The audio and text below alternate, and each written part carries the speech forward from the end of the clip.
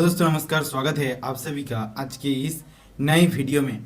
दोस्तों, आज के क्लास में हम सीखने वाले हैं कि टैली में आप पॉइंट ऑफ सेल कैसे यूज़ कर सकते हो, इसका यूज़ करके आप कैसे सेल का बिल जनरेट कर सकते हो।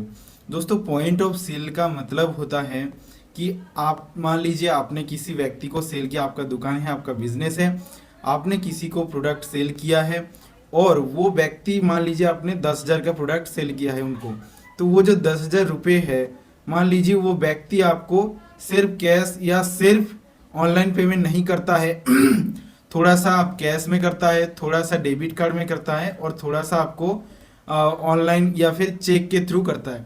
अगर इस तरीके का कंडीशन आए तो आप उस पैसे को कैसे रिसीव करोगे और उनका जो बिल है वो आप कैसे दोगे, वही चीज़ हम इस पॉइंट ऑफ सेल में सीखने वाले हैं। क्योंकि हर तरीके से पॉइंट ऑफ सेल्स मतलब जितने भी पॉइंट से आपका पैसा वो कस्टमर आपको देगा उसको यहाँ पे एंट्री करना।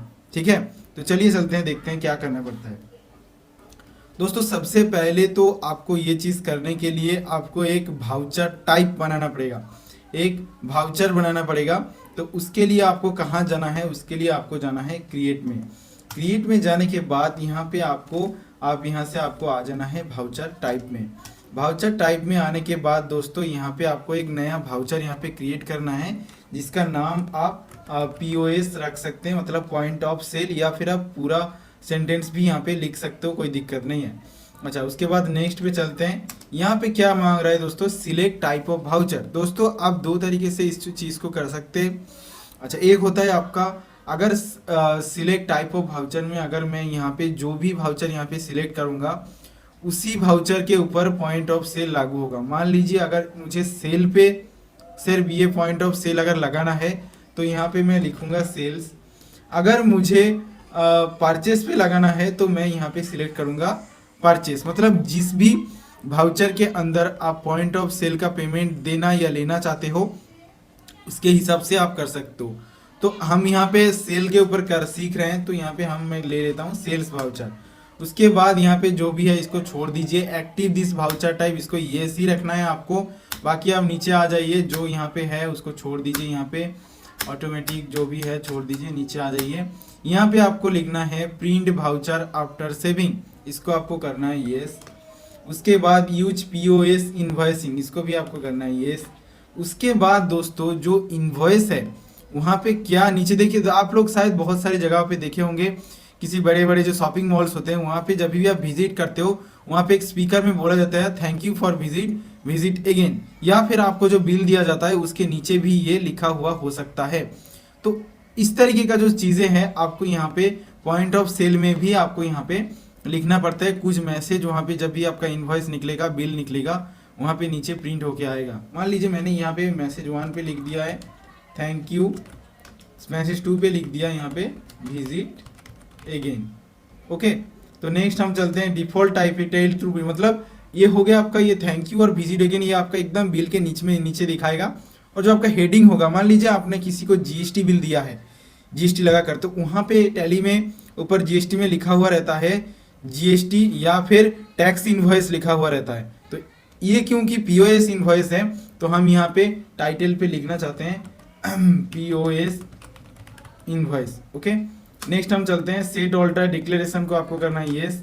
उसके बाद फिर से इंटर करना है नेम ऑफ क्लास, यहाँ पे भी आपको देना है POS, इंटर कीजिए। यहाँ पे देखिए दोस्तों, यहाँ पे कुछ चीज़ों को आपको समझना है। समझना क्या है, पहले देखिए यहाँ पे क्या मांग रहा है, गिफ्ट वाउचर, मतलब आप जो है जो सेल का जो पेमेंट ले रहे हो क्या वो गिफ्ट वाउचर के through as a gift voucher ले रहे हो। अगर येस है तो आप येस से यूज़ कर सकते हो, मैं यहाँ पे नो कर रहा हूँ क्योंकि हमारे दुकान पे कोई गिफ्ट वाउचर नहीं लेते हैं हम। उसके बाद क्रेडिट डेबिट कार्ड पेमेंट अगर आप ले रहे हो तो उसको येस कीजिए, और कौन से आपका जो बैंक है, आपका बिजनेस का जो बैंक है उस बैंक को आपको सिलेक्ट करना है यहाँ से। मैं यहाँ पे स्टेट बैंक ऑफ इंडिया कर लेता हूँ। उसके बाद चेक या DD, अगर वो व्यक्ति कस्टमर आपको चेक या DD देता है वो कहाँ पे जमा होगा, वो भी जमा होगा हमारा स्टेट बैंक में। इसको येस करके हम भी इसको स्टेट बैंक कर देते हैं। कैश, अगर वो व्यक्ति कैश देता है तो कैश का लेजर नेम ये कैश ही होगा, क्योंकि कैश जो देगा वो कैश में ही आएगा, हमारा सेम ही चीज़ है। ये हो गया आपका सेल्स। उसके बाद आपको इसको कर देना है सेव।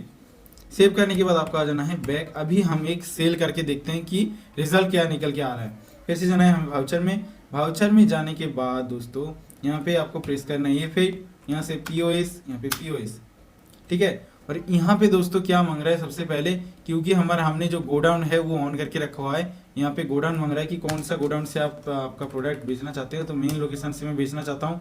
किसको आप भेजना चाहते हो, पार्टी अकाउंट नेम दोस्तों यहाँ पे बहुत ज़्यादा ज़रूरी है, क्योंकि पार्टी अकाउंट पार्टी को ही आप बेचोगे, तो उसके हिसाब से हम देख लेते हैं। सांडी डेबिटर्स ही है, राहुल दत्ता, ठीक है।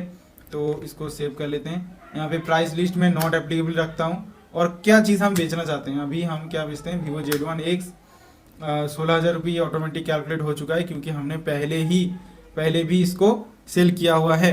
उस पर देखिए दोस्तों, यहाँ पे नीचे जो पॉइंट ऑफ सेल का जो लिस्ट है ये यहाँ पे आ चुका है। नीचे आइए, यहाँ पे इसको थोड़ा समझिए।